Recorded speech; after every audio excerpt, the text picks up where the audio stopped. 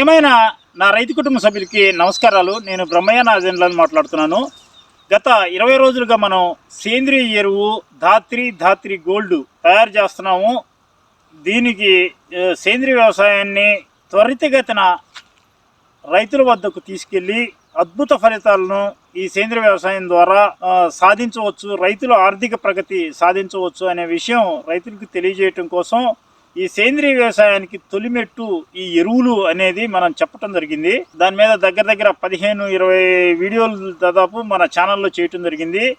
మన ఛానల్ని past 2 years నుంచి ఫాలో అవుతున్న రైతులు, మన మందులు వాడుతున్న రైతులు, వాటి నుంచి ఫలితాలు చూసిన రైతులు దీని మీద ఇంట్రెస్ట్ చూపించి ఈ కార్యక్రమంలో పార్టిసిపేట్ చేయటం జరిగింది. నిన్న వీడియోలో మనం ఒక 4 లక్షలు ధాత్రి గోల్డ్కి, ఒక 2 లక్షలు ధాత్రికి రైతులు పేమెంట్ చేయటం జరిగిందని చెప్పడం జరిగింది. తర్వాత ఇంకా నంబర్ ఆఫ్ కాల్స్ వస్తూనే ఉన్నాయి, ఆఫీస్కి ఎంక్వైరీస్ జరుగుతూ ఉన్నాయి. రైతుల్లో ఒక ఉత్సాహం ఈ వీడియోస్ చూడటం ద్వారా ఒక ఉత్సాహం వచ్చిందనేది నేను గమనించడం జరిగింది. అడ్వాన్స్ పేమెంట్ చేయాలి, గత 2 ఇయర్స్ బ్యాక్ చేసిన దాంట్లో సమస్యల గురించి కూడా కూలంకషంగా మన ఛానల్లో చర్చించడం జరిగింది. దాన్ని వాస్తవం విషయాలని అర్థం చేసుకొని రైతులు ముందడుగు వేసి సహకారం అందిస్తున్నారు. దానికి నేను ఎల్లదా ప్రతి రైతుకి కూడా కృతజ్ఞతని తెలియపరుస్తున్నాను.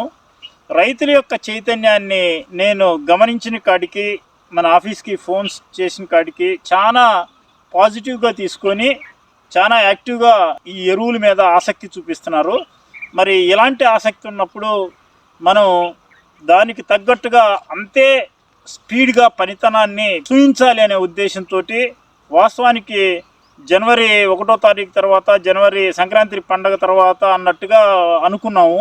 జనంలోకి వెళ్ళదో జనం ఇంట్రెస్ట్ చూపిస్తారో చూపిరో, అడ్వాన్స్ డబ్బులు అడుగుతున్నారంటే మరి ఇది ఒక స్కామ్ అయిద్దని అనుకుంటారు.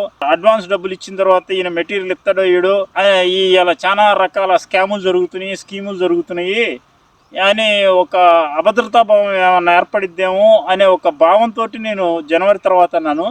రైతుల యొక్క ఉత్సాహాన్ని చూస్తే జనవరి దాకా ఆగే పరిస్థితి కూడా కనపట్టలేదు.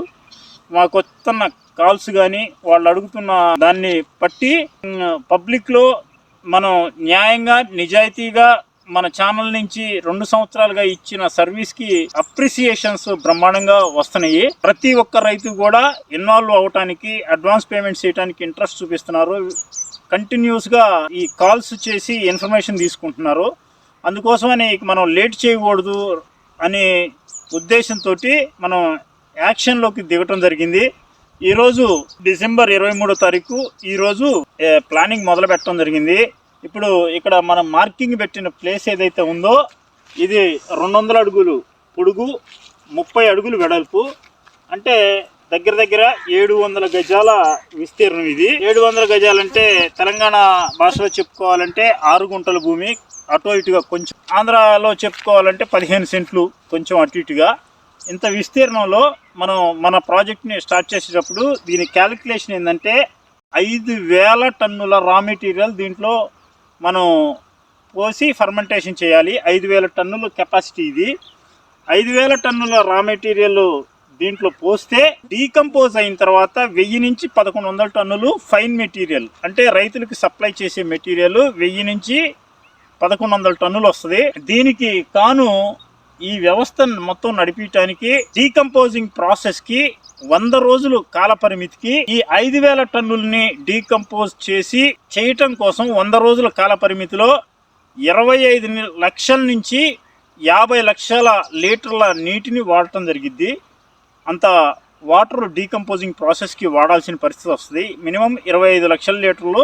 అంటే ఇది మారుతూ ఉంటుంది. మనకి వచ్చే రా మెటీరియల్ 5,000 టన్నులు అన్నప్పుడు ఒకే రా మెటీరియల్, ఒకే టైప్ రా మెటీరియల్ రాదు. రా మెటీరియల్లో చేంజెస్ వస్తుంటాయి, డ్రై మెటీరియల్ వస్తుంటుంది, వెట్ మెటీరియల్ వస్తుంటుంది, రకాలు వస్తుంటాయి.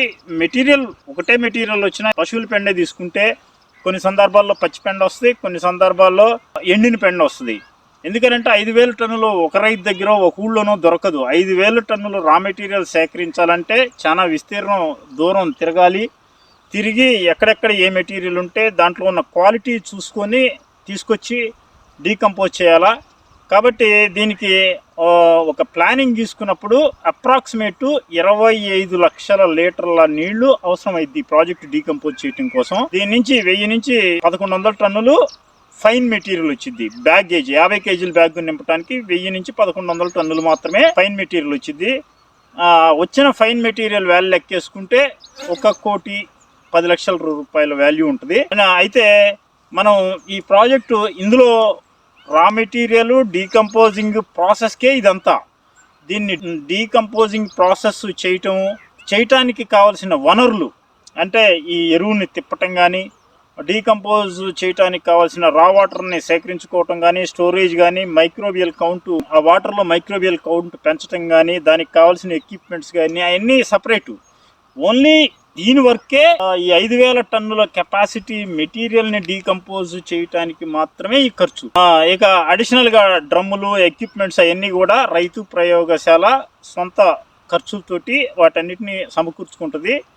ఈ బిట్టు 5,000 టన్నులు కాబట్టి 5,000 టన్నులకి పేమెంట్ వచ్చినా రాకపోయినా దీన్ని 4 బిట్లుగా చేసి 50 అడుగులు పొడుగు 30 అడుగులు వెడల్పులో ఒక బిట్టు, మళ్ళీ అలా 4 బిట్లుగా దీన్ని డివైడ్ చేయడం జరుగుతుంది. ఫస్ట్ బిట్టు వర్క్ జరగాలంటే 30 లక్షల రూపాయలు పేమెంట్ వచ్చినప్పుడు ఫస్ట్ బిట్టు వర్క్ జరిగిద్ది. ఆ తర్వాత సెకండ్ బిట్టు, ఆ తర్వాత థర్డ్ బిట్టు, ఆ తర్వాత ఫోర్త్ బిట్టు, అలా రైతులు అడ్వాన్స్ ఇస్తూ ఉంటే కనుక ఎంతెంత అడ్వాన్స్ వస్తే అంతంత రా మెటీరియల్ స్టాక్ పెట్టుకుంటూ దాన్ని డెవలప్ చేసుకుంటూ వెళ్తాము. కాబట్టి ఇంకా అడ్వాన్స్ వేయాలనుకున్న వాళ్ళు ఇదిగో ఇప్పుడు ఇది ఫస్ట్ లాటు కేక్, చెరకపిప్పి నుంచి తీసిన ఫిల్టర్ కేకు ఇది. దీని తర్వాత వర్మీ కంపోస్టు, దాని తర్వాత పశువుల పెండ, దాని తర్వాత మేకల పెండ, దాని తర్వాత గొర్రెల పెండ, ఇలా మొత్తం ఈ బోర్డర్ సైడ్ పోసుకుంటాము. ఇలా మొత్తం నింపుకుంటా దరిదాకా పోయిన తర్వాత ఇక బెడ్ పోసేటప్పుడు 1 by 1 దీని మీద లేయర్స్ వేస్తాము. ఆ వీడియోస్ కూడా మీకు భవిష్యత్తులో చూపిస్తాం జరుగుతుంది. ప్రతి పిన్ టు పిన్, ప్రతి నిమిషము, ప్రతి క్షణము ఇక్కడ జరిగే ప్రతి విషయము ట్రాన్స్పరెంట్గా ప్రతి రైతుకి చూపించటం, ఈ సేంద్రియ వ్యవసాయంపై రైతుల్లో అవగాహన తీసుకురావటం, దీన్ని ఏదో విధంగా నేను ఈ సేంద్రియ వ్యవసాయం ద్వారానే పంటలు పండించాలి అనే దృక్కోణాన్ని ఏర్పరచడం కోసమే మన రైతు ప్రయోగశాల అహర్నిశలు పనిచేస్తుంది. ఆ ఇంట్రెస్ట్ని గుర్తించుకొని మన వీడియోలు చూసిన రైతులు, ఈ ఎరువు కావాలనుకున్న రైతులు చాలామంది కూడా కాల్స్ చేస్తున్నారు. కొంచెం తక్కువ అమౌంట్ కూడా తీసుకోండి సార్, 10 బస్తాలకి 20 బస్తాలకి 2 టన్నులకు 3 టన్నులకు కూడా తీసుకోండి అని అడుగుతున్నారు, రిక్వెస్ట్ చేస్తున్నారు. కానీ మనం అలా చేయటానికి కుదరదండి. మీకు 1కి 2 సార్లు చెప్తున్నాను, మీ సరౌండింగ్ ఫార్మర్స్ తోటి మీ చుట్టుపక్కల వాళ్ళని ఎంకరేజ్ చేయండి. మీరు మీ వట్టికే ఆలోచించమాకండి. ఒక సమస్య వచ్చినప్పుడు 10 మంది కూర్చొని ఆలోచించినప్పుడు ఆ సమస్యని పరిష్కరించుకోవటం ఈజీ. తద్వారా గ్రామ అభ్యున్నతికి ఈ వ్యవస్థ, ఈ జీవన ఎరువులు, జీవక్రిమి సంహారకాలు, ఈ సేంద్రీయ వ్యవసాయం అనేది గ్రామం యొక్క స్వభావాన్ని మార్చివేసిద్ది.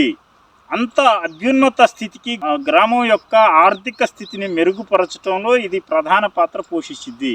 దానికోసమనే మీ చుట్టుపక్కల ఉన్న రైతులను ఎంకరేజ్ చేయండి, వాళ్ళతోటి మాట్లాడండి.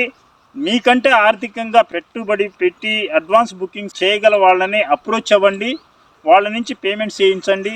మహిళా సంఘాలని ప్రోత్సహించండి, మీ గ్రామంలో ఉన్న మహిళా సంఘాలని. తద్వారా ఈ ఉత్పత్తిని మీ గ్రామానికి తెచ్చుకునేదానికి ప్రయత్నించండి.